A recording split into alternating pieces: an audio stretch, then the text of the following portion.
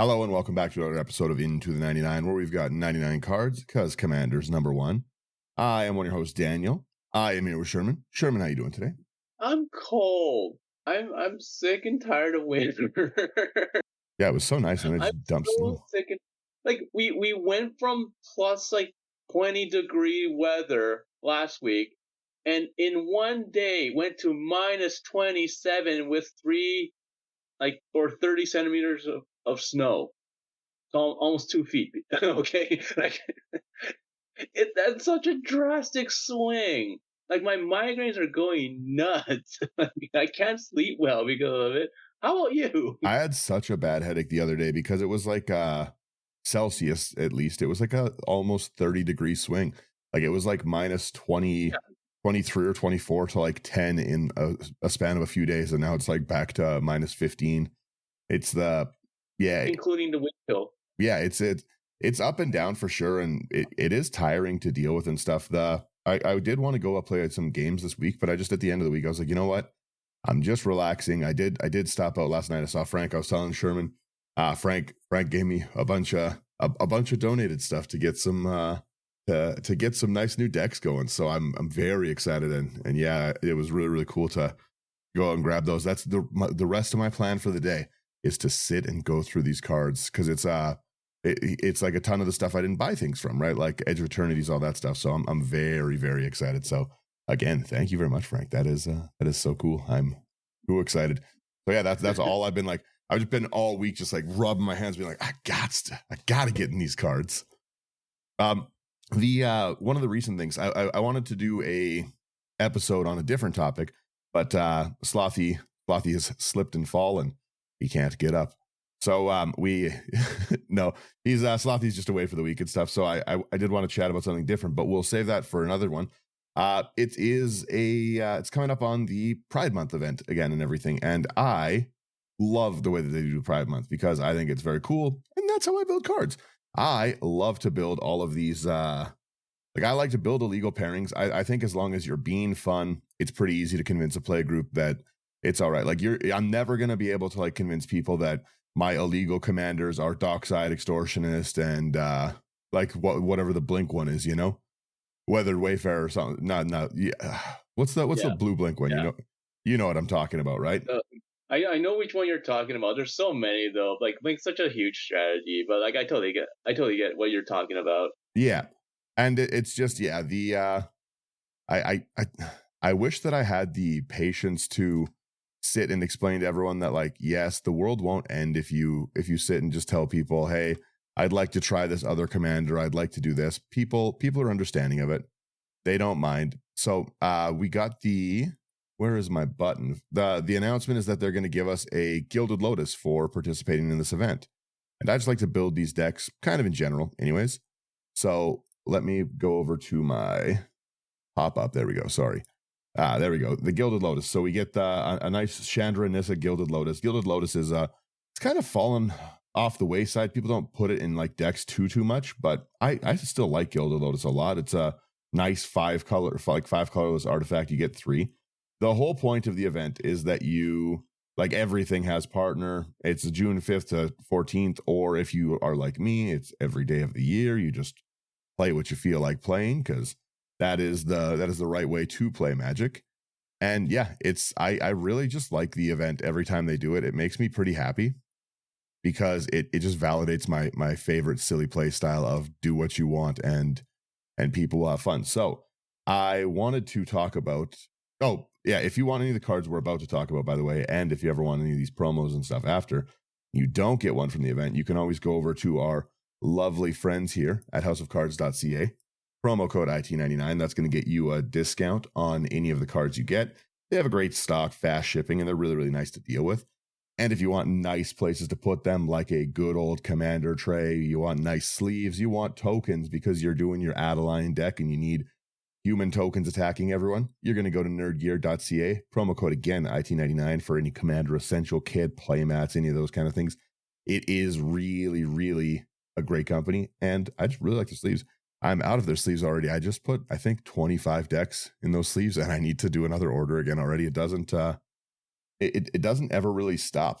So with that being said, Now, keep in mind with my nice spiel about okay, I really like to play this. You have to keep in mind that you guys are on my side with this deck. You gotta believe me that I'm not a bad person, because the theme of this deck, to me, very funny. It's funny conceptually. It's not that funny. Not funny in real life. But our pairing today is Donna and Duggan. These are Doctor Who commanders, and they're like one of the only cards I like from Doctor Who, because Donna Noble gives us a brash taunter effect from the command zone. Donna Noble is 3 in a red for a 2/4 human with soul bond. You can pair with another creature when it enters. Whenever Donna or a creature is paired with his dealt damage, Donna deals that much damage to target opponent. So we have a brash taunter effect, and that is awesome. Donna has to take the damage, and we can do it. Donna does have Doctor's Companion. There's another Doctor card I like to pair it with. It's not a Doctor. Human Detective, different line of work. But we have Duggan, Private Detective. Don't know if that's how you say the name. It's how I'm saying it for the episode. It is 2, a green and a blue for legendary creature, Human Detective, star. Duggan's power and toughness are each equal to the number of cards in your hand, which is awesome. We've got a big commander on the field. We've got a brash taunter on the field. When Duggan enters or attacks, we investigate. So another great way to get drawing going is on the detective theme. Then Duggan has this ability, which is where the deck is built around, called the most important punch in history. 1, a green, a tap.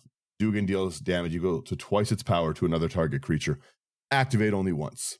So, number 1, we need to be able to get rid of Duggan, either blink Duggan, have Duggan re-enter, or we need ways to sacrifice our gigantic power Duggan so that he can deal the most important punch. Because we have, again, it's a double damage doubler, and we have Donna. So Duggan's entire job is to punch Donna, whack, just gives her the most important punch in history, and then we're going to try and basically one-shot our opponents with this ability, because all we need is 20 cards in hand or 20 power, and we can full kill someone, not even commander damage. We can just blast someone, and it's a lot quicker than you think. So these commanders really do pair well together. You could, this is basically a draw deck, so you could do like a Xeris style deck with this if you wanted to put a like legal commander. I'm sure there's lots of other like in the color options, but let's again, understand you're on my side. Horrible. It hurts me as much as it hurts my opponents to say I'm going to do the most important punch in history to Donna. It's so not horrible. Yeah. So horrible. So horrible. It's a bad concept, but it is a fun deck, and it is, I don't know, it's pretty funny. The fact that you have an ability called the concept. Boo at the concept is fair. The most important punch in history it's a hilarious ability to announce. It is also like, it is a piece of removal if you do want to get rid of someone else's thing. Like you can really punch someone's Voltron right in the head with this thing. Yeah, because like, too bad it's only target creature. If it was to anyone, then yeah. But yeah, I guess target creature, yeah. Yeah, that's why, again, if it wasn't target creature, we could just punch our opponents. We wouldn't need Donna. We wouldn't need Donna's noble sacrifice. Fine. Let's go through the ramp here. I'll start it off here. We have an Arcane Signet. This is the new one from the Turtles. Ooh. For 2 mana, tap to add 1 mana of any color in your commander's color identity. Yep. We have a Cultivate. Again, it's me. I like simple cards. 2 and a green. Search your library for up to 2 basic lands, reveal them, put 1 onto the battlefield tapped and the other into your hand. Then we shuffle up. And then we have the expensive Decanter of Endless Water for 3 mana. Artifact. You have no max hand size, and you tap to add 1 mana of any color. I am so surprised that this is only $6 now. When this first came out, I tried to buy as many as I could, and it was like only for like $1 at most, and now it's $6. Are you crazy? Holy smoke! I have taken so many of these cards. I cannot wait. I love them. They did really go up in price. Like this is a common. It's one of the, I think this and Triumph of the Hordes are like some of the most expensive commons that exist. Yeah. Like no one cared for this when it came out during like Baldur's Gate or yeah, it was from Baldur's Gate, wasn't it? Like it's D&D set for sure. I've seen so many people move away. No one cared for it. I've seen so many people move away from the 3 mana rocks, and like I see all these like discussions online of like, I'm running 40 lands a deck, and I've got then I'm smoothing it out. I'm like, why don't you just put like a command sphere in there? Like why don't we just go back to that? There's I love the 3-mana rocks and stuff. It just a lot of times I'm very happy if I hit a hand with that has like a 3-mana piece of ramp, like a cultivate, decanter, 2 lands. I'm like, this is gonna sort itself out. We're gonna work it out. Yeah, people just want to like, win by turn 6, win by turn 7 kind of deal. I'm like, nah, I don't care. I just want to sit back, enjoy having conversations with my friends. Let it be turn 10, let it be turn 12. I don't care. The game will eventually end. Yeah. It's I want to laugh at the concept of my deck. Nobody wants to rush through that. We gotta work up to it. Next here we have our Farseek. It is 1 in the green. You search your library for a plains, island, swamp, or mountain, put it onto the battlefield, tapped, then you shuffle. And then after that we have Ketria Crystal for 3 mana. It's an artifact. You can tap it to add a green, blue, or red, and it has cycling from 2. I haven't seen these for a while because they came from Ikoria, and once again, we want to go back to Ikoria. I would love a big reprint of all these crystals when we do more Ikoria again. They were such cool pieces. That'd be sweet. We have probably the best piece of ramp or ramp adjacent in the deck right now, which is Myth Unbound. I love Myth Unbound. It is 2 in a green. Your commander costs 1 less for each time it's been cast in command zone, which is awesome because, as I said, we can only do the most important punch in history 1 time. And then we can only... Donna is not indestructible like a brash taunter. Donna is taking this damage. So we are going to be recasting our commanders a ton of times. So whenever your commander is put into the command zone from anywhere, we also get to draw a card, which is phenomenal for when we're throwing away 2 commanders constantly. Our commander tax is only getting up to 1 or like 1 extra one, which is wonderful. And then, yeah, it's just a great piece. I really, really like Myth Unbound, and you really don't see it played too often. But when you have partners, it does really help out. So do all the backgrounds are really, really helpful in a partner kind of deck where it's just like commanders you cast have, or you control have, yeah. And then after that, we have a Rampant Growth for 1 in a green. Sorcery. Search your library for a basic land card. Put that card on the battlefield. Tap, then shuffle. Yep. Nice and easy. We have Soul Ring. Just 1. We get our tap for 2 mana. Honestly, lately, I enjoy a hand that has like an Arcane Signet or one of my crystals more than a Soul Ring start. Because like having that color fix in your opening hand just feels great. Yeah, like I've been slowly kind of like forgetting to put Soul Rings into my deck lately, just because I play with a lot of colored pips now, right? Because I'm trying to go away from artifacts and trying to play with more colored pips and everything because it's more challenging. And unfortunately, because when I do that, Soul Ring doesn't really cut it anymore because it doesn't give me pips. Well, the route that you went with the Shredder deck, right, with all those like the blood pets, those kind of things. I went hard into that onto my Eridu deck because I was like, this is awesome. This is such a cool way to reimagine like a ramp thing. It is fun to like have like a different style of it. But yeah, it's the same thing. Like I'm generally trying to, that's why I play so many of the Sky Diamond, Fire Diamond kind of things, right? I just like to have that like access to my other colors and not worry about it. That's why I like a Cultivate, like those kind of things. That's why I buy the, whatever the new Turtles one, the Explosive Technique or something that's just a new explosive vegetation, but then a Cultivate if you could sneak. I love stuff like that. That's really, really cool for me. Sneak, I have to play around with it still, but I think we're gonna break it pretty fast here. I went and I started my stack. I was visiting Frank at the desk there, and then I started my turtle stack. So I just picked up a bunch of them, and I got to go through them. Frank gave me one of the packs too. Yeah, New Generations Technique. That's the one. I got all of them that were there. I'm a simple man. I like my ramp. That's too many. That's too many. No. All right.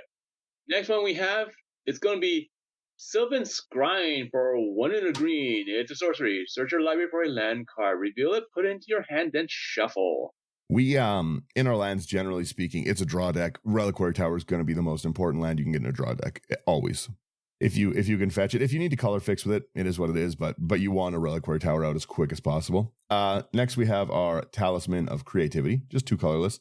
You tap for a colorless, or you get a blue or a red and deals 1 damage to you. I love all the talismans. They are, like I said, I love that 2 mana color fix in my opener. Yeah. And then the next one we do have is another talisman, but this one is Curiosity for 2 mana. Tap 4 colors, or you can tap it to add a green or a blue, and it deals 1 damage to you. Yep. I love to run as well. The next card we have here, Attempt with Discovery. You see so many people that are like, don't do it, don't take the deal and stuff like that. Every time I do it, the politics process is very simple. I am going to get this land. I am using this as a 4 mana fetch my Reliquary Tower. I'm getting Reliquary Tower no matter what. Now, you guys can get a land if you want, and I'm only going to get, I'd say, like, I'll get a basic. I'm going to get maybe a Guild Gate, you know? I'm getting this Reliquary Tower, though. You're not stopping me. You're only stopping yourself from having joy if you do that. Like, I tell them, it's already, I'm going to get this and stuff. If you're using Temple Discovery to be like, I'm fetching a Gaia's Cradle or a, what is the, I can't even think, I'm too tired, Tabernacle. You know, if you're fetching like nonsense like that, oh, I'm going to be getting Cabal Coffers and Urborg, so watch out with your, no, I'm going to get Reliquary Tower and junk. You guys do you. I'm trying to help you out. I'm playing silly stuff, but I'm getting the card I want. I don't understand the, oh, well, we don't do the tempt stuff. Like you're playing against a green player who's already ramping like this. They're getting the land they want. It's already happening. Get the one you want. That being said, just have everyone get a Field of Ruin. Just have everyone take Field of Ruin and destroy all the non-basics and just bring out more basics and call it a day. I have so many people tell me that. They're just like, oh, well, I'm just going to get like a strip mine. And I'm like, you're welcome to do that. It's time to discovery. Know that the most important punch in history is coming at you every time. I'm killing every creature you have with it, with Duggan for the rest. I'm just punching. Your Llanowar Elf, take 50 damage. Shabam! You know, that's, you do you. But no, it is like the Field of Ruin is a nice way. You're like, yeah, everyone's getting basics. We're hanging out. Field of Ruin should be in way more decks. Yeah. There's too much good land right now to not. Yeah, there's so much like land, like, oh my goodness, there's so many. They need more things like Blood Moon. That's, I hate to say it. That's a crazy take, Sherman. Take it back. That hurts me.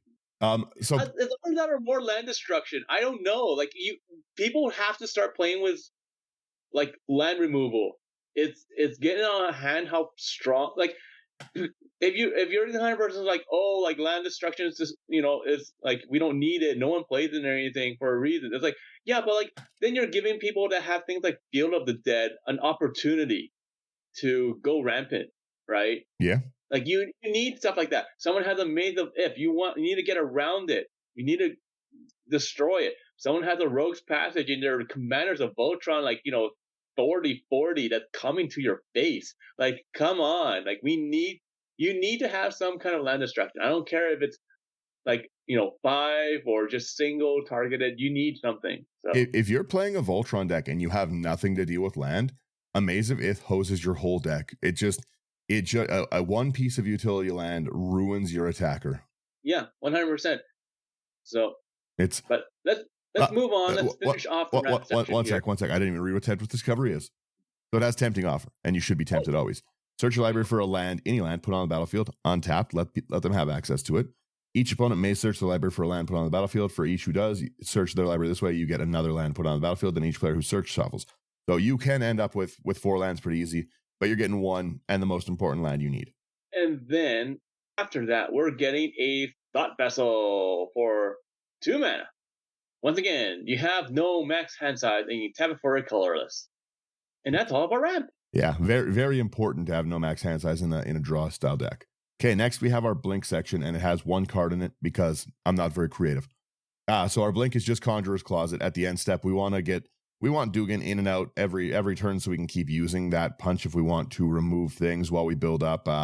Once we have this out, we don't really have much ETB in the deck, which is why we didn't go hard into the blink spells. But we do just have this passively because I can throw Duggan at creatures this way, right? I can do the most important punch to your creatures, remove it, it's back, because we can only do it once. So Conjurer's Closet, just 5 mana, beginning your end step, you may exile target creature you control, then return to the battlefield under your control. Boop, boop.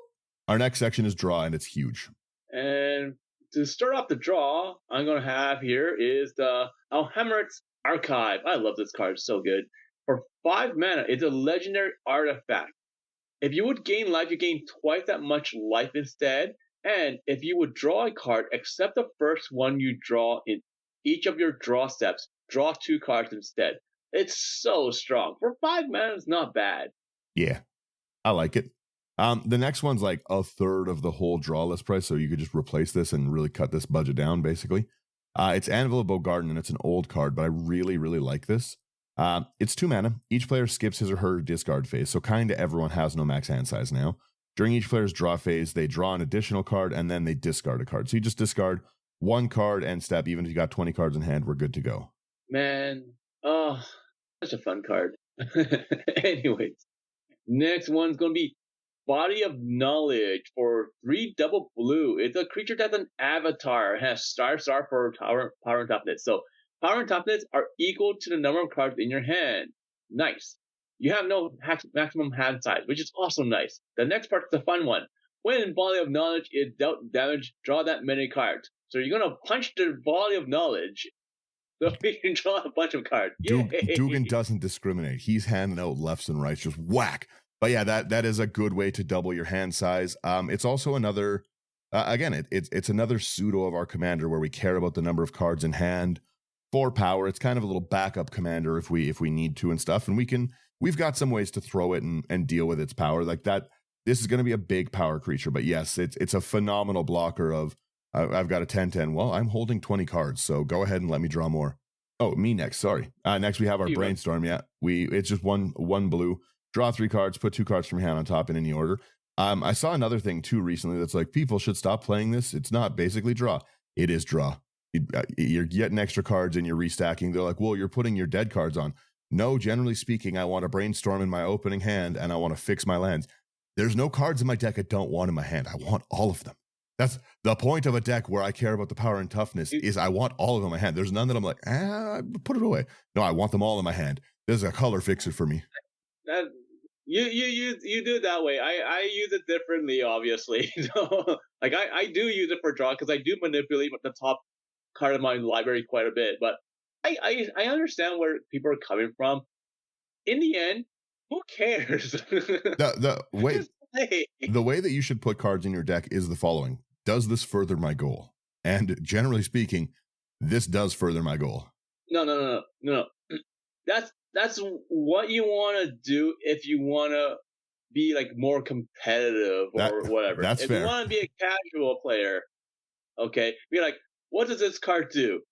Does it do some funky stuff that no one has seen, but it's enjoyable? Yes, let's throw it in and see everyone's reaction. That is fair. That's what I'm talking about. I do like silly stuff. You're not wrong. About. And because of that, I want to dig for those cards. So brainstorm is very, very helpful. That is fair. The next card we're going to move on to here is going to be Candlekeep Sage for 2 and a blue. It's a legendary enchantment background, so it's going to affect both guys. Commander creatures you own have, when this creature enters or leaves the battlefield, draw a card. Very nice. Yeah, I like it. It's I like I said, I love the backgrounds with it. You can, with any of the partner stuff, you can really, really stack stuff up with the backgrounds. It's pretty cool. We have a Dictate of Crewfix next. 1 double blue. It's got flash. You have each player's draw step. That player draws an additional card. We're group hugging. Yeah, we're totally group hugging. Totally see that. We're group hugging. Yeah. Okay, next one I haven't seen in ages is going to be Fevered Visions for 1 a blue and a red. It's an enchantment. At the beginning of each player's end step, that player draws a card. If the player is your opponent and has 4 or more cards in hand, Fevered Vision deals 2 damage to him or her. You know what I've started to play put in my decks now because of my play group, because of stuff like this.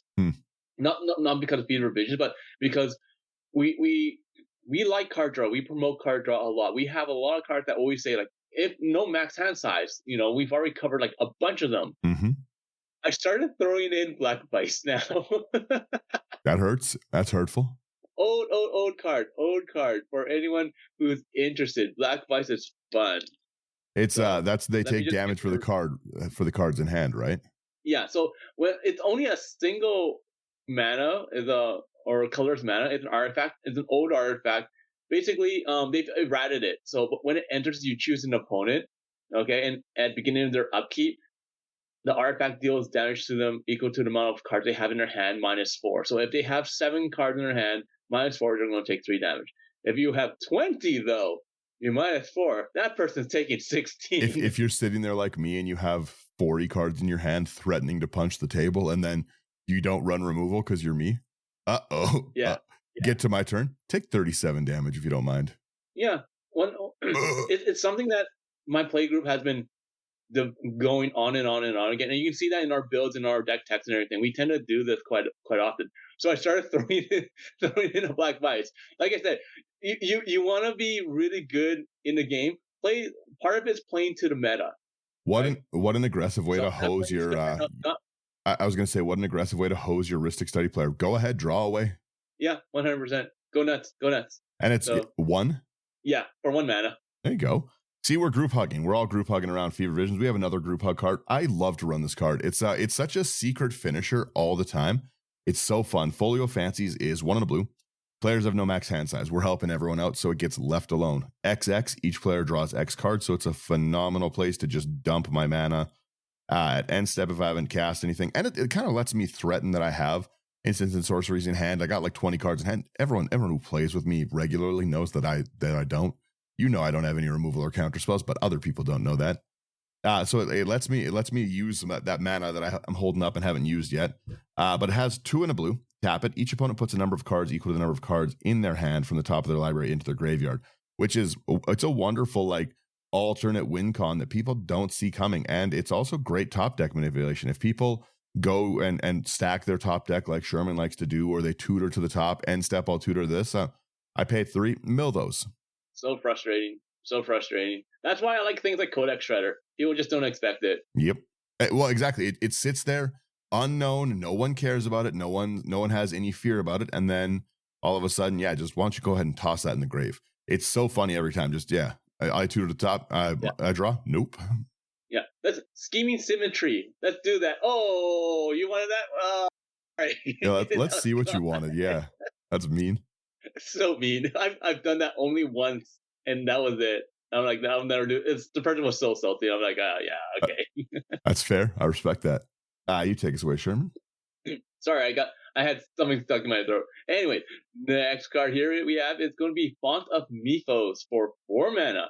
Artifact. At the beginning of each player's draw step, that player draws 2 additional cards. They need to reprint this so bad. They really do. I like overwhelming people with the number of cards in their hand. A lot of people are. There's not a good way to say it. A lot of people aren't wonderful at thinking their turn through, right? Like they want to wait for all of the knowledge they get, see what everything is. Like I start whatever I'm playing, I'm holding. If Sherman's the next player in line, I'm planning what I'm playing then. And then I adjust that based on any new knowledge I need to. But basically, I know what I'm doing. I know that like Sherman's problem, I got to get to this. Slothy's problem, I got to get to this, right? When you overwhelm people with cards like this, the Fevered Visions, the Font of Mythos, the Anvil, the Dictate, that you give people all these other options, and a lot of people like kind of start to feel rushed and panicked. They're like, I got to figure out what to do, and now, well, this changes everything. Like I'm sure every play group has heard the like, well, this changes everything. This is what I was going to do, but now I can do this. It really, really does change the game up, and it's very easy to just be like, yeah, like I'm helping you out. I'm helping you get to your mana. We're friends. We're group hugging. Leave me alone. Leave Duggan alone. No. like. Yes, I agree. There are people that are like that, and then there's people like Brian. Okay, Brian, like he'll be like, oh, I have 9 cards in my hand. Oh, you're making me want to use my removal. I want to be efficient. I don't want to just discard, but I need, and then you force them to basically use the removal on something early. Brian, to create enemies. Brian is a simple boy, and Brian is not leaving that removal. He's not wasting that mana. He's casting it. He's he does not care. He's casting. He hates to waste the cards. He hates to waste resources. So you have people like that are just gonna be like, oh, I have like a path to exile. Well, you get a land. Here you go. I am as well. If people want to exile Duggan and give me that much life, I'm okay with it. We're all right. He's coming back. Don't you worry. Don't you worry. Next we have Greater Good, which is if you need to, again, we have to get rid of the commander to reuse the ability. We either got to blink it, and we don't have ETBs really in this deck. So we want kind of effects like this. Greater Good's wonderful for it. Sack a creature, draw cards equal to the sack creature's power, then discard 3 cards. Well, this is like basically like a hand-sized doubler. It's a power doubler for our Duggan and stuff. Okay, I got 10 cards in hand. I sacrifice Duggan, so I draw 10 more. Now Dugan's going to be a 17-17 when he comes out. So many good cards in this deck. So many good fun cards. Next one's going to be a Horn of Greed for 3 mana. It's another artifact. When a player plays a land, remember, plays a land, that player draws a card. So things like Cultivate don't count. Yeah, you have to actually land drop. Yeah. I wish it was whenever a land entered. That would be bonkers.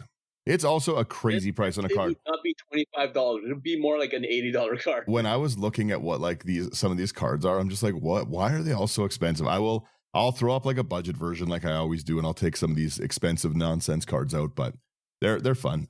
Next we have our Howling Mine, because like I said, we're playing Group Hug. It's kind of like any relationship like this in person. We have to pretend we're being nice in order to punch Donna. You know what I mean? It kind of happens. So we have our Howling Mine. At the beginning of each player's draw step, if Howling Mine's untapped, that player draws an additional card. The nice thing about this is I find games that I get an early Howling Mine out are just phenomenal games for like the table and stuff, because it really does smooth the game out. People miss land drops way less. It lets everyone kind of play their cards, because I don't care if people like build a good deck, or I care if people have fun, right? And if you have more access to your cards, more access to the colors you need, then you're gonna have more fun. So Howling Mine's like one of my favorite in my opening hand. If I can get like a Soul Ring Howling Mine turn 1 card, like if I'm the first player and I from the game on, then we're having a great game. Everyone's wonderful, and no one cares I played Soul Ring.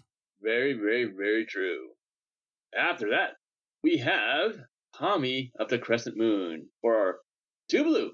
So double blue here, we have a legendary creature Spirit. That's a 1/3. At the beginning of each player's draw step, that player draws an additional card. Holy smokes, this went up to $13? I'm looking at this because again, this is let's be reminded of this. I play like this always. So this is a deck I have together. This is not a newly built deck for this event. I just like to play this. I like to play illegal parries all the time. So I promise you, when I built these, none of these cards were $13 and stuff like that. So many of them have like skyrocketed in price. It's crazy. Even the next one we have here, our Life's Legacy, $7. That shouldn't be a $7 card. That should be $1 rare. Yeah, like get out of town. $7 for this? Yeah. Come on. Like, it's a great card. Don't get me wrong. It's a fun card, but still $7. Yeah, we have our 1 and a green as an additional cost to cast it, sack a creature, Duggan. Draw cards equal to sack creature's power. That can be a lot of cards for some decks, I have to say, for 2 mana. It is a lot of card draw. Green is really performing here. Yeah. Oh man, oh man. Next one. This is another fun, expensive card. Well, not expensive card. It's a momentous ball for 2 double green. It's an instant. As an additional cost to cast a spell, you sacrifice a creature. All right.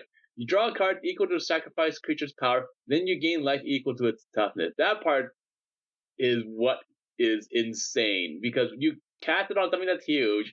It's like, okay, like, I was at 5, now I'm back to 40. Have fun, everyone. Oh yeah, I gotta draw like 12 cards. Yeah, I'm back to 40 with 40 cards in my hand, so what's up? Yeah, that's so stupid. Right? We have Mordekainen, 4 double blue. It's a Planeswalker. It's 5 loyalty starting. +2, you draw 2 cards and put a card from your hand on the bottom of your library. So kind of almost like a Brainstorm, but you put it down instead. -2, you create a blue dog illusion creature token with this power. Creature's power and toughness are equal to twice the number of cards in your hand, which is a pretty cool ability. If we're trying to throw stuff at our thing and we care about the number of cards, twice the number of cards in our hand is a pretty insane ability for a -2. And then its -10 is simply exchange your hand and library, then shuffle. You get an emblem with no max hand size. Don't even worry about that. I have a question for you. Mm-hmm. Okay, because this came up in my last play session. All right, I had Jace the Unraveler. So the one where like its emblem is like the first spell your opponent's cast is countered. And I'm like, look, guys, I just want a card draw and a bounce effect. I don't care about the emblem. Just leave it alone. Do you trust me or not? Do you trust that person or not? No, I don't trust that at all. If the person says, I'm not going to do the emblem, Do you trust them or not? Do you If go for that attack or not? Because although I do say that, like, the whole time people are attacking, I'm like, oh, like and I'm playing along, being like, look, like you can hit it for one damage. Like they're trying to attack for one damage. Like it's just one damage. If you're just pumping it up, it's not a big deal. So I'm playing it up, right? mhm. I'm like, no, I don't want you to damage it, and I'm trying to prevent it. So everyone's trying to be like, oh, he's going for the emblem. He's lying. So we're going to keep on doing it. And next thing you know, it gets to like 10, 12, 14 loyalty counters. And I'm still not doing the ultimate. I'm like, see, guys, see? But like, if you want to bait people out of like their stuff sometimes, you have to do stupid stuff like that. Yeah. Well, this is again, the best ability on this is going to be the -2. Like the -2 on this is a crazy ability for when we're trying to fill our hand. Like the double cards in our hand is insane. So we do want that, and it is nice to have that. Like I won't use the emblem as a thing. And again, I probably don't want to exchange my hand in library. I'm going to be putting 50 cards back into my deck at that point. Yeah, you probably don't want it anyway, so it makes no difference. But it is a nice little piece of like I won't use it. Just leave him alone. He's just a boy. Yeah. 100%. All right, let's go on to the next card here. I keep on going on tangents for obvious reasons. Next one we have is going to Rich Card's Expertise for 4 double green. We have a sorcery here. Draw a card equal to the greatest power among creatures you control. You may cast a spell with mana value 5 or less from your hand without paying its mana cost. This is always a great card, always a fun card. Sure, it's 6 mana, but you tend to put this in things with a lot of power, and you're drawing a lot of cards. So hey, Yeah, you're going to get a lot in a game like this. You're going to get a lot of cards out from it. We have our Rites of Flourishing next, 2 and a green. At the beginning of each player's draw step, that player draws an additional card. Each player may play an additional land on each of their turns. We are group hugging. best green card ever. No one gets upset when the Rites of Flourishing's out. Let's face it, everybody loves you. The next card we have here is going to be Soul's Magistry for 4 and a green. It's a sorcery. Target card. I'm sorry. Draw a card equal to the power of target creature you control. Ooh, this was in the pre-con that I have. I'm distracted. Yeah, it's a nice big piece of draw. It is. It is. We have our Tamio's Journal next, 5 colorless. At the beginning of your upkeep, investigate, which does help us out with our draw stuff and mana sink again. But it lets us sack 3 clues. And again, our commander makes clues. So oftentimes this can be online the minute we get our commander out. But tap, sack 3 clues, search your library for a card, put that card in your hand, then shuffle. A great little tutor. I like it. Yeah, it's fun. Like people tend to forget that you can tutor things for 3 clues, but it's just nice that you get a clue every turn anyway. So it's really good for that. And then the next one we have here is going to be Teferi's Ageless Insight for 2 double blue. It's a legendary enchantment. If you would draw a card, except the first one you draw each turn, draw during your draw step, draw 2 cards instead. So this is like a powered down version of the archive. Mm-hmm. Yeah, we don't get the life gain, but we do get the extra doubler. Yeah. Next we have just another. It's an investigate one, but I put my investigate into our draw section. It's Ulenwald Mysteries. It is Ulvenwald. Whatever the word is. 2 and a green. It's an enchantment. Whenever non-token creature you control dies, you investigate. Donna's going to die a bunch. Our commander's going to die a bunch with stuff like Greater Good, Momentous Fall. A lot of these are sacrifice, right? And that gives us a clue token. So again, more draw. And whenever you sack a clue, create a 1/1 human soldier creature token. So kind of nice to be able to, out of the blue, turn these into, well, I'll dump 6 mana and I'll draw 3 cards, make 3 blockers. That is really nice. That is really, really, really nice. Maybe I'll look into making something out of that. Fun card. So many ideas.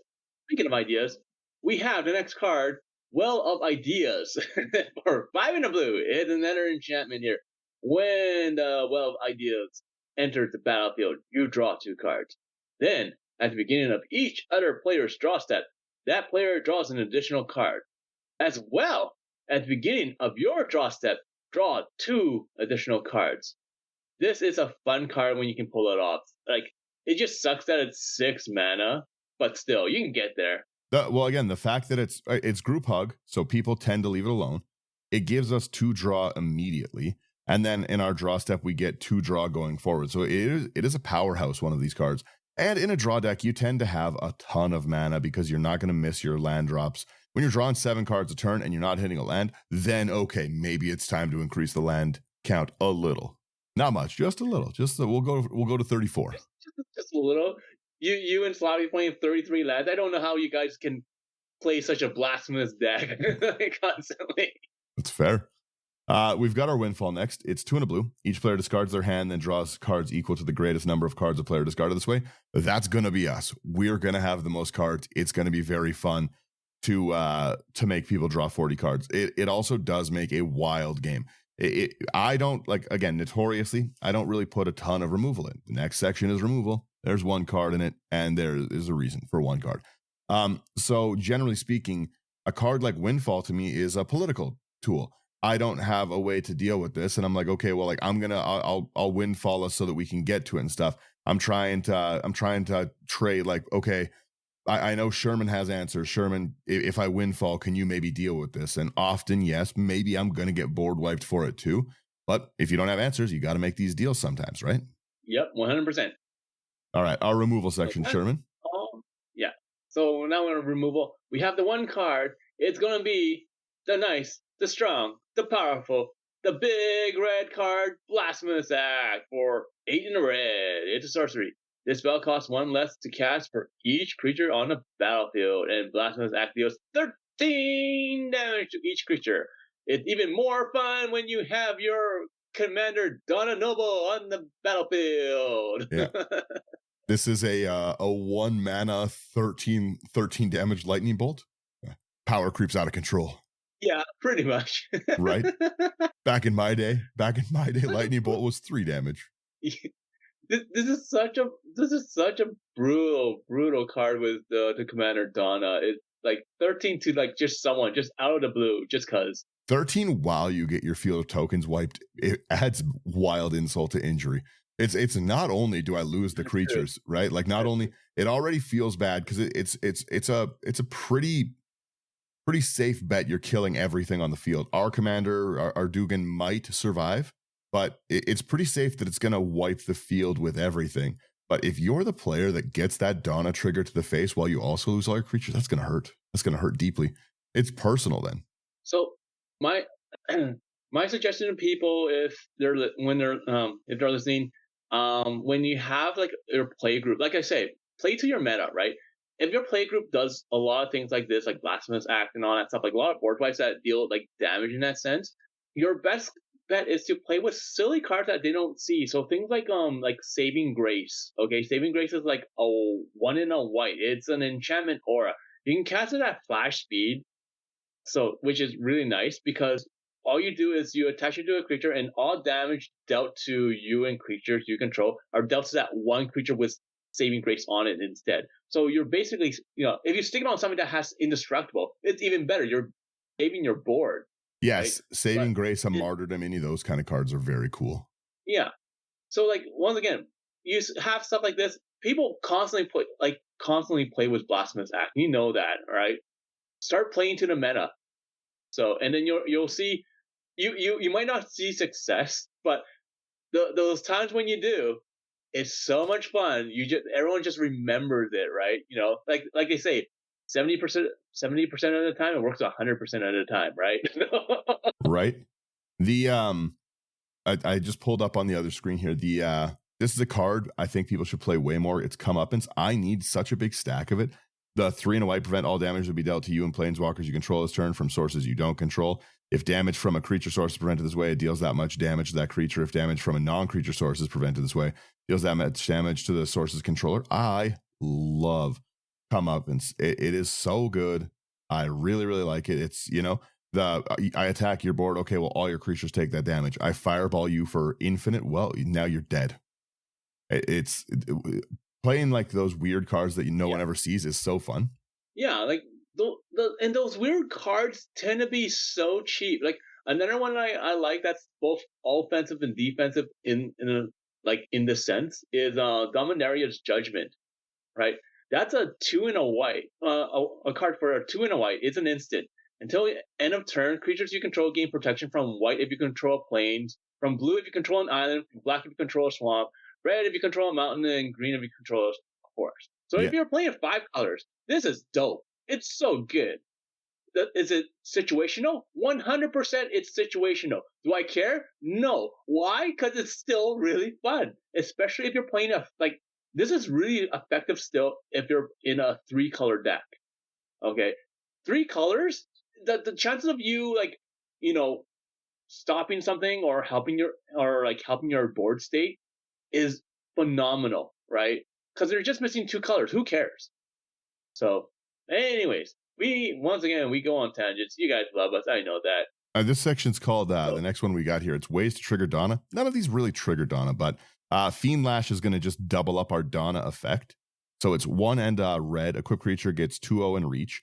Whenever equipped creature is dealt damage, it deals damage equal to its power to target player or planeswalker, and it equips for 2 and a red. Again, a phenomenal thing to give Donna. Fiend Lash is just really, really fun, especially in like Go decks. Yeah, right. The next one, the next one is gonna be Anais of the Dire Hunt for 2 double green. We have a legendary creature, a human warrior. That's 3/3. Whenever one or more creatures you control fight or becomes blocked, draw a card. At the beginning of combat on your turn, you may pay 2 and a gruel. If you do, double target creature's power until end of turn. That creature must be blocked this combat if able. Yeah. That's a fun card. Wow, it's an expensive card. It's a fun card, though. It should be over in my pump section. I'm going to move it to the pump section. Where is my pump? There we go.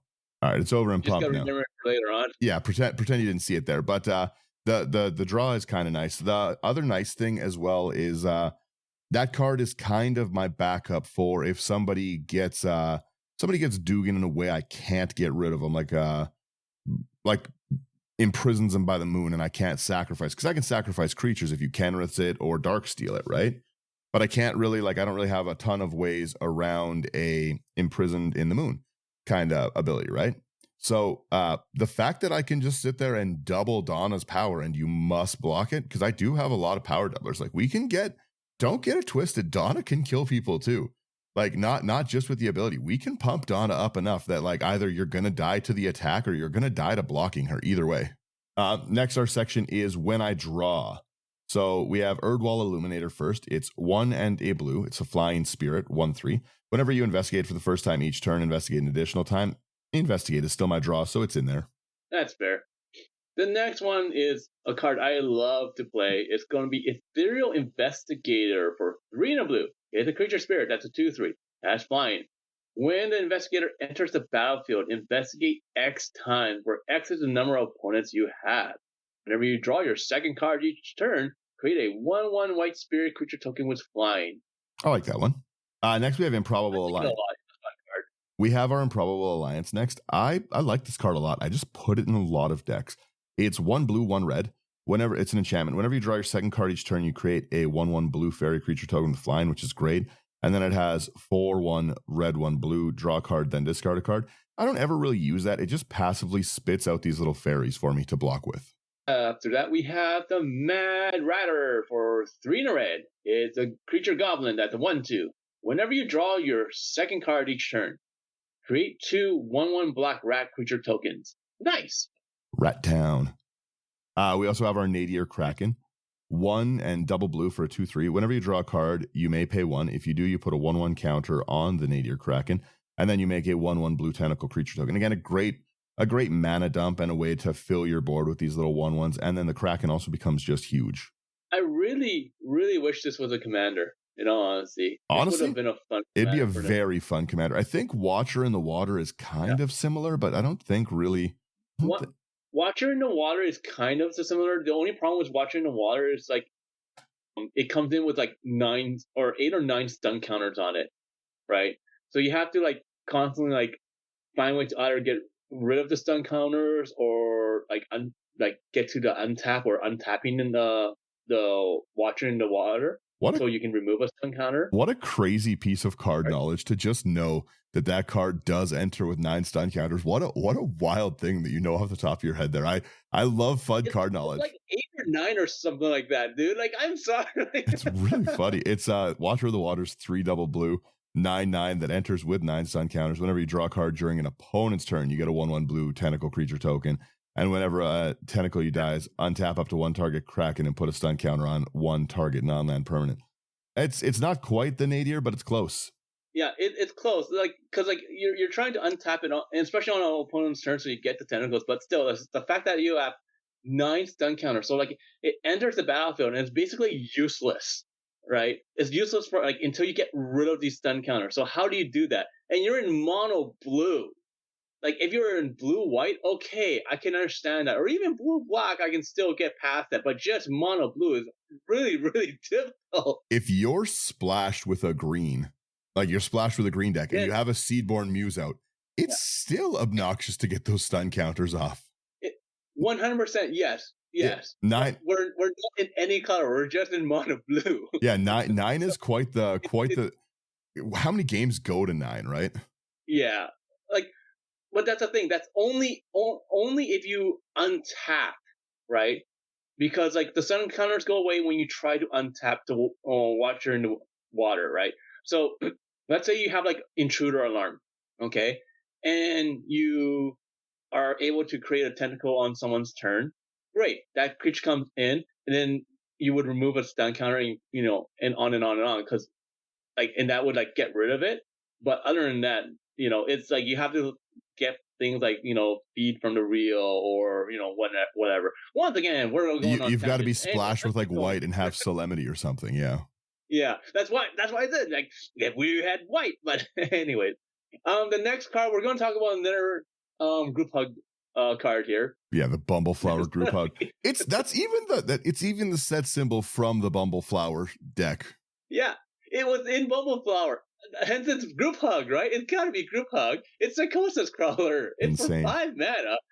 Artifact creature Phyrexian Horror. Its power and toughness are equal to the number of cards in your hand, and whenever you draw a card, each opponent loses 1 life.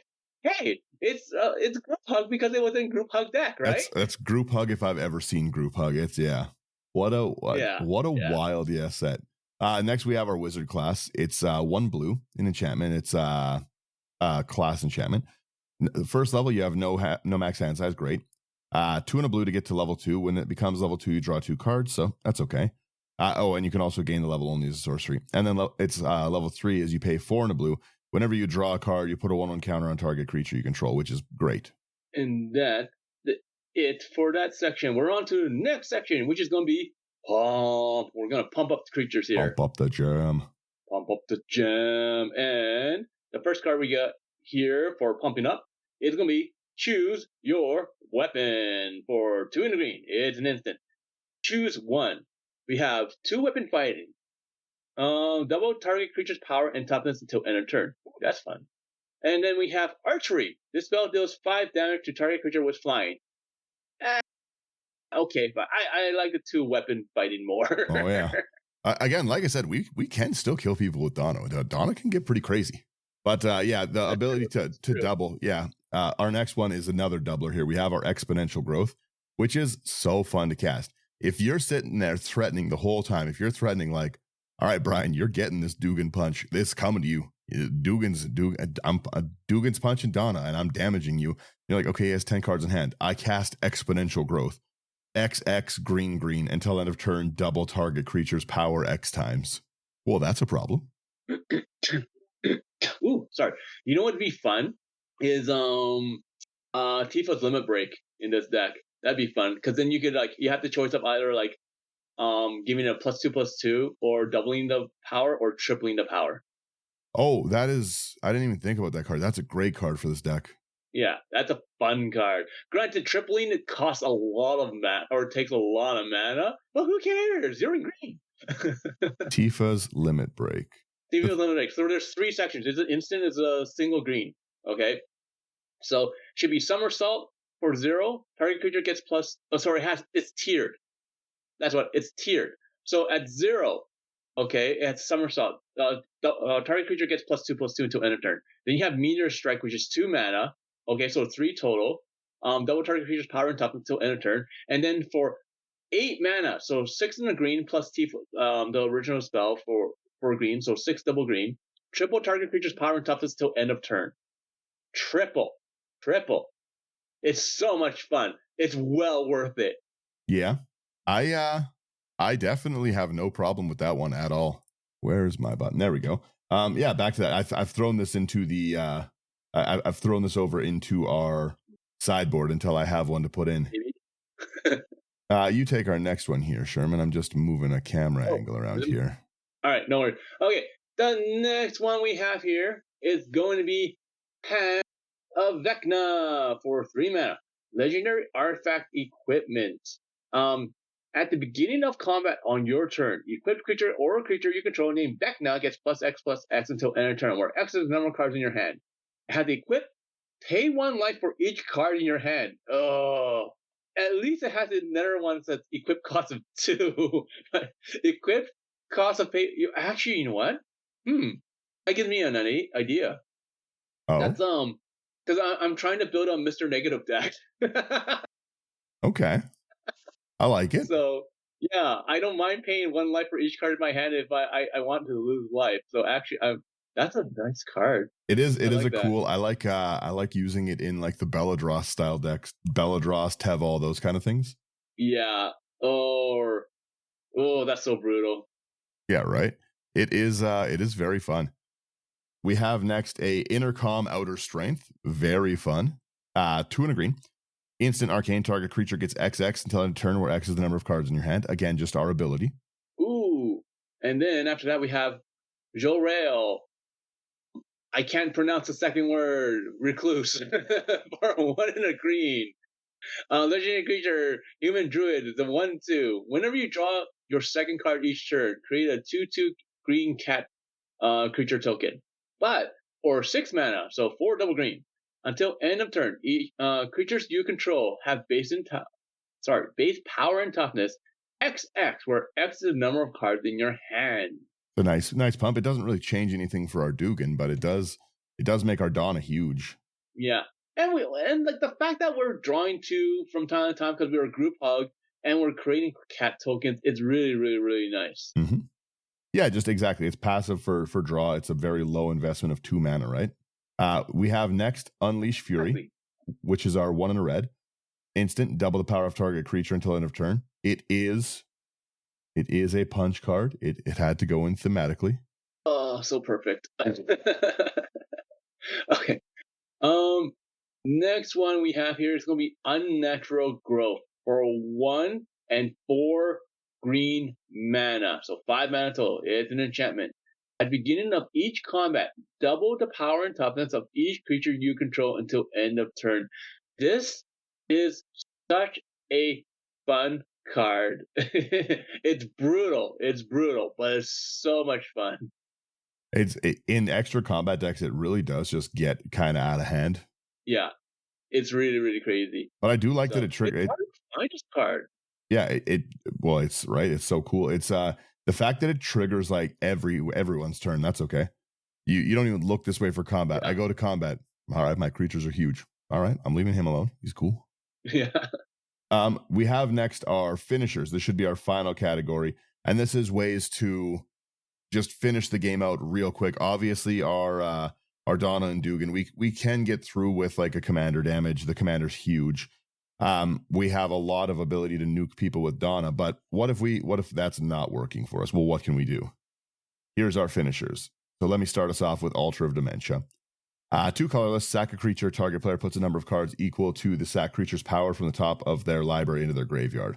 That's hugely problematic. That is a huge mill for people.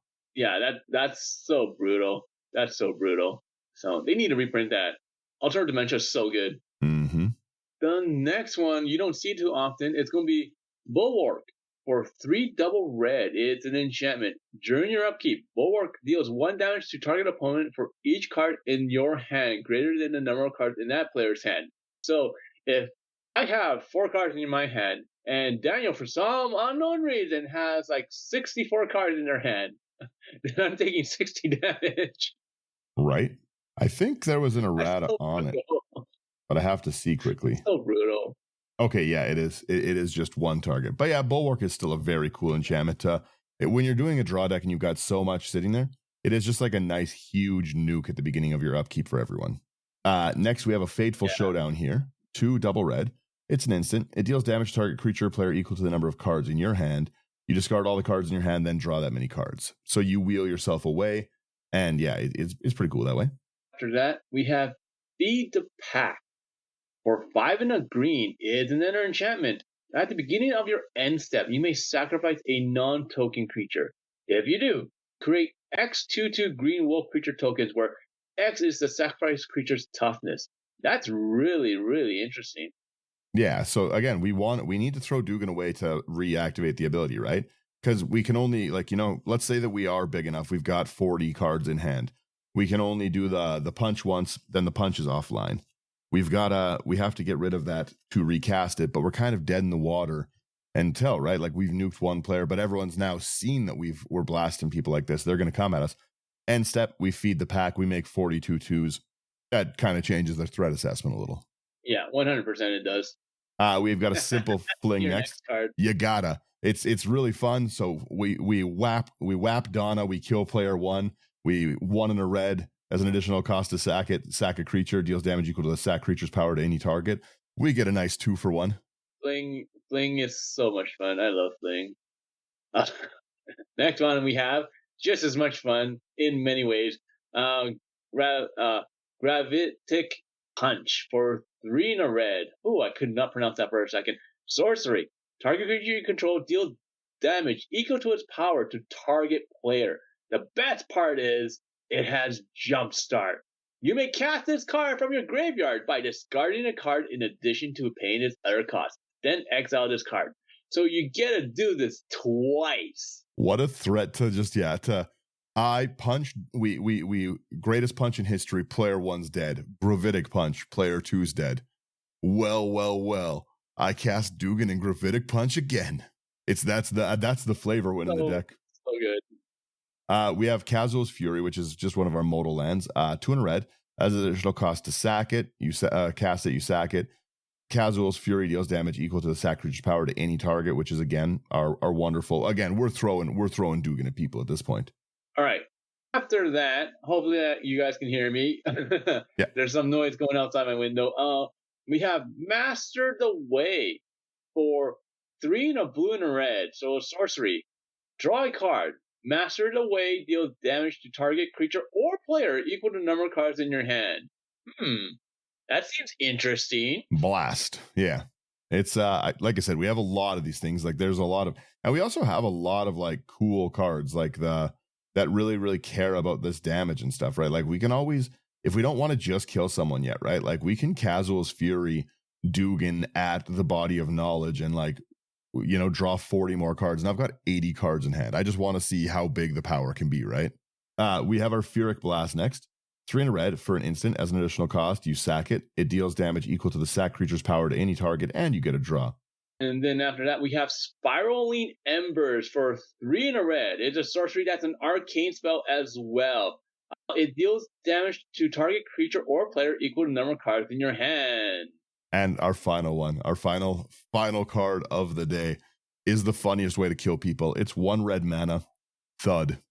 As an additional cost to cast it, you sack a creature. Thud deals damage equal to sack creature's power to any target. To just be like, okay, well, at least I didn't get the punch of destiny. Thud. It's it is so much fun. We have a lot, and then, like I said, our lands are they're nothing special, just a few things. We do have a high market to sack a creature and gain a life, just so that we can. Again, we need to have access to our ability, so sometimes we just have to get rid of it.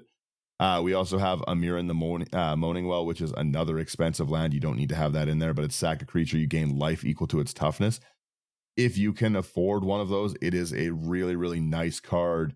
3 in a tap, sack. But it is really nice to be able to save yourself because of the gigantic creature toughness powers we have in this deck with our Psychosis Crawler, Body of Knowledge, etc., right? Yeah, there's nothing else super. And then that Tifa's Limit Break has got to go in there. Triple creature's power is just too cool.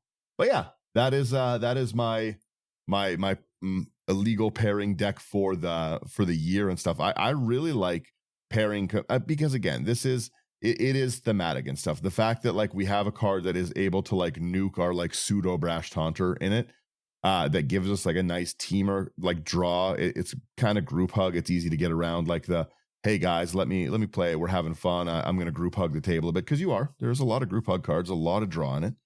I just I like it, and it is fun to just like sit and like threaten the table, just be like me, just I'm coming for you, and do this most important punch in the history. It is activated only once, but it is not at sorcery speed. It's you want to board wipe me? Die for your insolence. Brian like is the kind of player too that every time like Brian doesn't respond to those threats, I'm like, he's like, I'll cast a board wipe, I'll kill you while I'm casting it. All right, you're dead. Doesn't resolve. Well, I didn't see that coming. Yeah, but no, that's my illegal deck. This is how I'm earning my I'm earning my Gilded Lotus this year.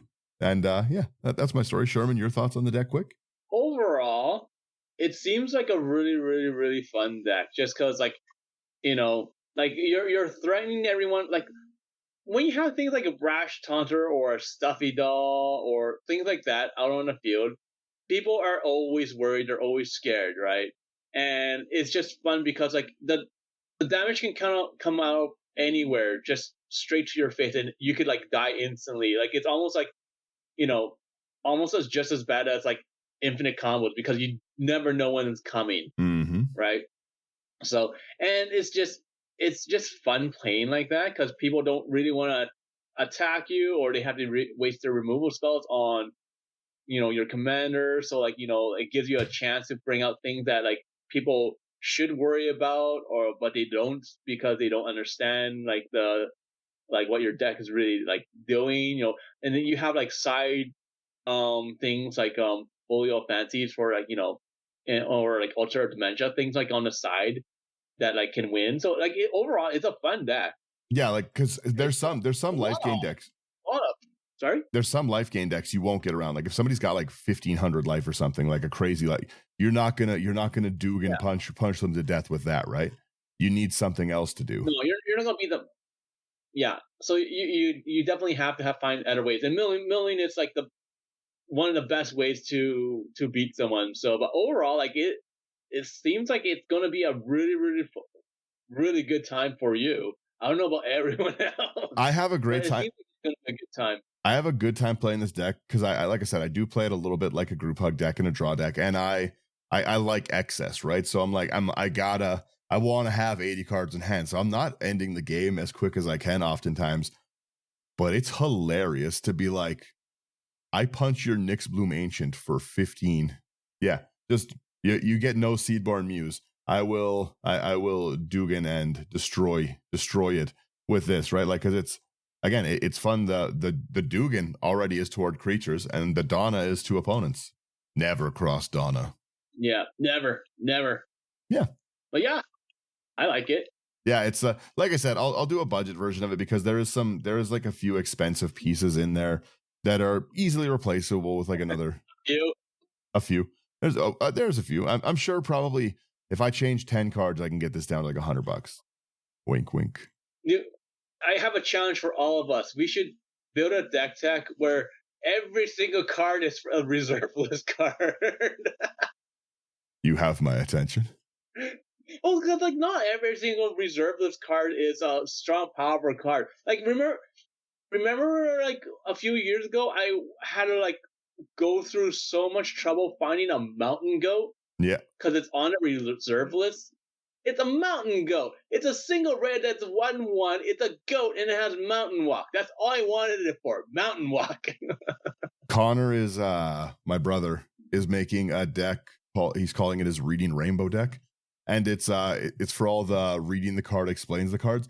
It's just a 5-color deck with all of the worst worded cards that like exist in Magic, like just gigantic like wordy responses to be like this creature does this. Like it's all like silly. It's all junk cards, but I was looking through his deck while he's like putting it together, and I was just laughing. Like, there's so many words on these cards. Like, it's crazy, and it's all weird. Like, you'd love it. He's got like banding stuff in there, so he has to explain what banding is, and yeah, I love banding. I love it. yeah. I like, yeah. Just it's see stuff like that. Like, once again, people should like you should have like decks that are strong, competitive, and all that stuff. Okay, I get it, but you gotta have those times when you have those decks where you are super casual. You have a theme. You want to joke around. That's what really, really, really makes Magic fun. It's Mhm. not the winning part. I know people will say no, winning is very important. Yes, I'm not saying it's not important. I'm saying that having fun and interacting with people in ways that they could probably never have imagined. That's more fun, in my opinion, because you're not just playing a game, you're giving them an experience, and people remember experiences. When I see silly things, it's my favorite thing in Magic. I love to see a silly concept work. I love to be surprised by cards. I love to like Sherman for a long time was putting in counter spells in off colors, right? Like a lot of the off color. I love to be surprised by like nonsense like that I just don't see coming. I'm like, all right, that's pretty good. Hey, that's pretty good. Yeah, you don't get, how can I say this? Um, you get more creative the more you push yourself and you limit yourself, right? Yep. So, and you start to look at other cards just because you want to do certain concepts, right? So it's like, sure, we could build like the same deck with the same like 70 cards, and then 30 of them are different. Yeah, Or this is this or token deck. This is this token deck, and they have a huge overlap. Both have doubling season, both have parallel lives, right? yeah, like we've seen it all, we've done it all. Like, eventually you get bored of doing the same thing again and again. So you gotta experiment, and experimenting is half the fun, right? Just try stuff. Like, I know, like, you know, in the commander format, we don't have a sideboard. But you know what? I still have a sideboard myself personally, because I'm like, okay, I don't know, I'm not sure about these 6 cards. Okay. So I'm gonna play this deck like for a month, and then in that month I'm going to take out 2 cards and I can put in these other 2 cards. They're not performing, and I keep on switching it out. Right? You don't like, just because someone says you can't do something doesn't mean you shouldn't just do it. Yeah. You can still do it, but you're still just follow the rules. Don't be like, okay, I'm playing this one card that says I can play from like a card that's like from my sideboard. Oh, I have a sideboard kind of deal. No, just have a sideboard just because you can, swap things in and out to test your deck more and hone it. But like, you Well, get more creative it is nice when to really limits quick. and everything. That's how you get these fun decks. Really quick, it is nice to have a sideboard. If you only have a few decks and stuff and you want to be more consistent, more competitive and stuff, and you have a sideboard and you're like, people want to play like a more casual game and stuff. Okay, let me swap my tutors out to like a few of these cards. I'll take like my more powerful stuff out. Here goes my Seedborn, here goes my Smothering Ties, here goes that, and I'll throw these in. Like the bracket system is great for that, because then, okay, now we're playing more watered down. It's going to be less consistent. It's going to be more fun. Like, if you're sideboarding to be like, oh, well, Sherman's playing enchantments, let me swap in enchantment removal, enchantment removal, enchantment removal, right? Like, then that's not fun. But yeah, testing your decks, trying out new things. Like the most fun I have is trying out a play style or like a deck idea that I hadn't thought of. Like, I love when people like I love when I'm wrong about a mechanic and then I see like a cool deck with it, like a mutate deck or something, and I'm like, man, I gotta try that. That looks pretty cool. Like, it just I like seeing fun, creative things. And yeah, I have a lot of fun playing this deck. I played it a bunch of times. It is really fun. It to me at least gets a good laugh. You gotta have a good sense of humor. But if you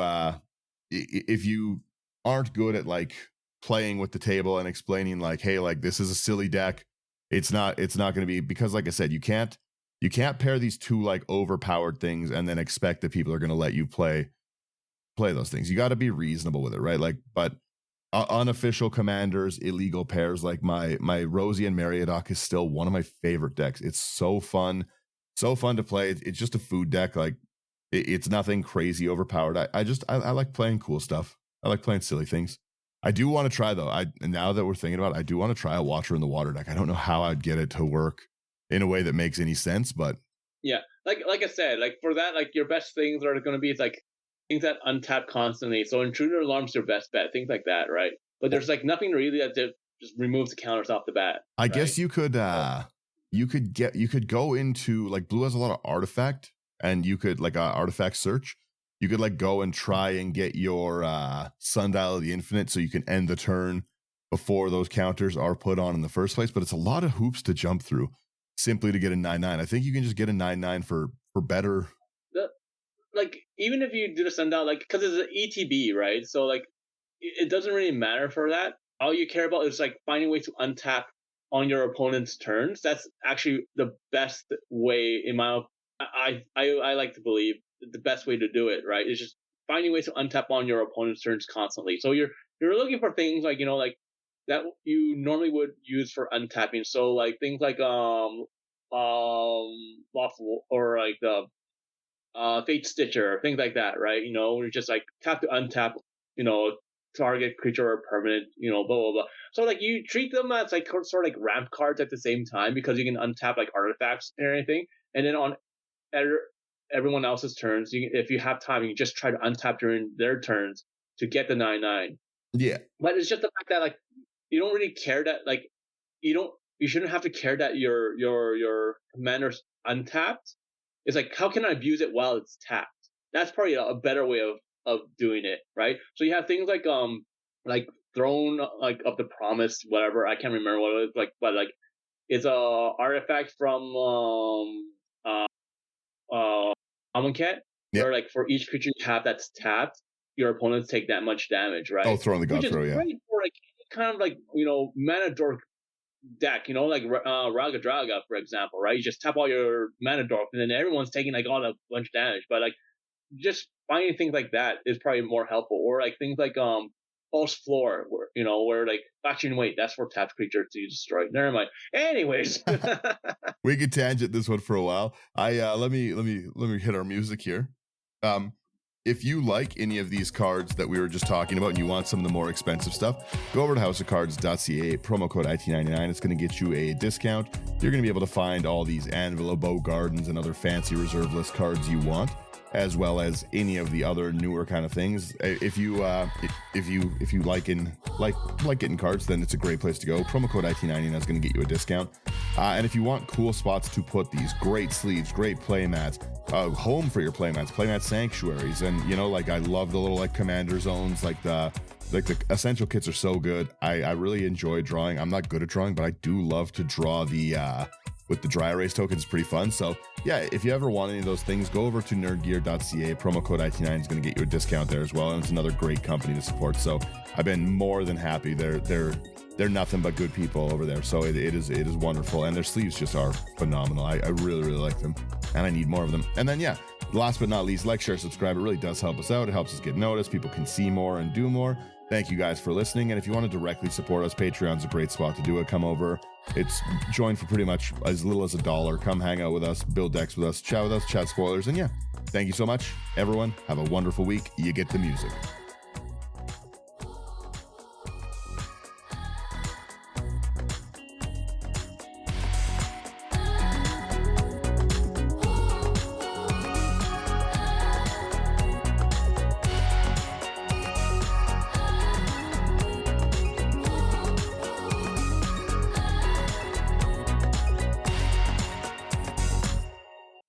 Later. Bye-bye.